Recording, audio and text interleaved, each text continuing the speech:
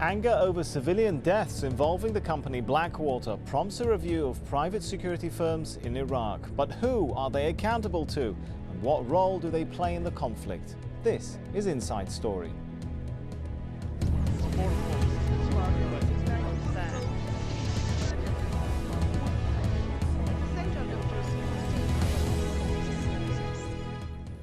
Hello, I'm Sami Zaidan. A joint team of Iraqi and US officials are starting work to try to defuse the crisis sparked when private security firm Blackwater allegedly killed a group of civilians. Iraq's Prime Minister says it's the 7th such incident involving the company. Blackwater, based in the United States, is among many firms operating in Iraq as part of what some call a de facto army. Employees of the company, which denies, of course, acting unlawfully, were involved in a shootout while protecting US State Department workers in Baghdad on Sunday.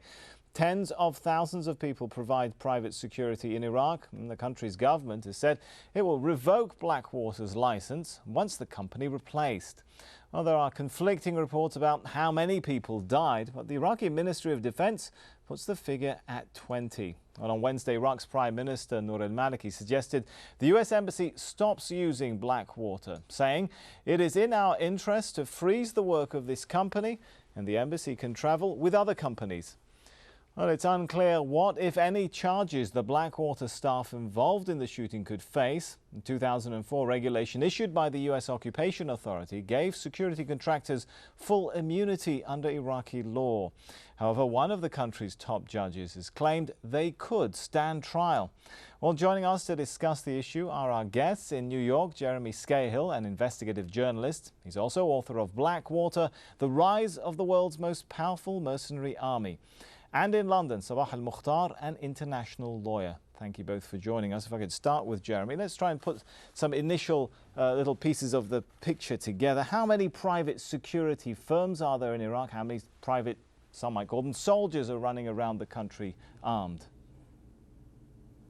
Well, you know, the Bush administration failed to build a coalition of willing nations to occupy Iraq in 2003, and instead it built a coalition of billing corporations. And so right now in Iraq, you actually have more private sector personnel on the ground on the U.S. government payroll than you do active duty soldiers. There are about 170,000 U.S. troops in Iraq and about 180,000 private contractors. Of those, we believe that as many as 70,000 could be armed mercenaries like those that work for Blackwater USA. Is there any real way to know? I mean, the numbers seem to range from anywhere from 20,000 to, you just mentioned there, to above 100,000 or 70,000 at least armed security personnel. I mean, I've talked with senior members of the Intelligence Committee in the U.S. House of Representatives, and they say that they've been stonewalled at every attempt that they've made to get a firm grasp on how many contractors are working for the U.S. government, and the Congress people who are looking at this are particularly concerned about the armed contractors like those that work for Blackwater. I mean, this is really a labyrinth here that we have at play in Iraq, because many of these contracts also go down the ranks with subcontracts, and the contracts that these individuals are working under are oftentimes not made public. So we literally don't know how many mercenaries there are operating in Iraq. And more importantly, no one is effectively paying attention to the actions or crimes, as some would say, of these mercenaries. Well, that's an interesting point. Let's take it up with the lawyer here on the show, Sabah al-Mukhtar. Let's talk a little bit about accountability. Who are they accountable to? Well, nobody at the present moment, because this is part of the U.S. administration deception exercise. They have privatized the war in Iraq, as was just said. You have more mercenaries than army men. Those who are killed there are not announced. The U.S. government does not announce its losses from the contractors. The contractors do not announce them, just as much as we don't know how many Iraqis are being killed. We don't know how many American contractors are being killed. Now, as far as accountability is concerned, this is yet again part of the humiliation of this regime which has been installed in Baghdad by the Americans, in the sense that it does not control anything. It doesn't even control the green zoo and not zone. They don't control that one. It is under the control of Blackwater. Even the ambassador is protected by Blackwater. The chief of the American army there, Patrios, is protected by Blackwater. So this is a total privatization of a Right, war. sorry to interrupt you. If we could come back to the legal aspect of this, looking at things like Memorandum 17 of the coalition of the CPA, do orders like that still stand today after the supposed end of the occupation authorities, installation of a sovereign Iraqi government? Where does that leave old edicts? Well, first of all, it's called Order 17, and I have the text of it. Article 4 of this order clearly states that those people will be in respect of acts or omissions by them during the period of authority of the CPA. The CPA authority ended with the handing over by Bremer to the Iraqis, but there is no Iraqi government at the present moment.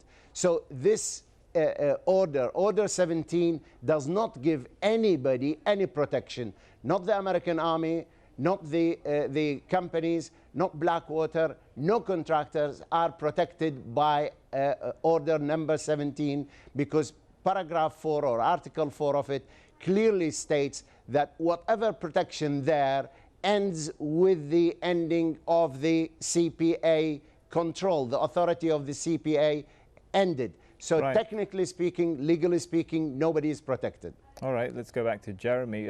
Perhaps they're not accountable to the Iraqi authorities. Any practical way, if not even legal way, for the US Army to call them to account? What happens in reality on the ground? Well, you know, there in theory would be a number of ways in which these individuals could be prosecuted if in fact they are guilty, as the Iraqi government is claiming, of criminal activity, and some 20 people have been killed according to the Iraqi government.